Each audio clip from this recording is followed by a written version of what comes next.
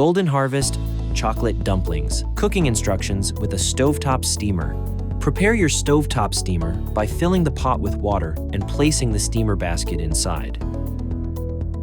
Note: use a nonstick surface liner to prevent sticking. Next, preheat the steamer before adding the product and always cook the product from frozen.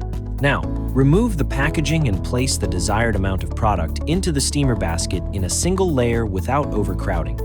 Cover with the lid and steam over high heat for 8 to 9 minutes. Note: steam times may vary, but cook until the inside filling is no longer stiff. Then, carefully remove the lid and transfer the product from the steamer to a holding tray. Let the chocolate dumplings rest for 1 minute before serving. Serve and enjoy. Cooking instructions for deep frying. Start by preheating the oil to 350 degrees Fahrenheit. Be sure to always cook the product from frozen. Next, place your product into the fryer basket.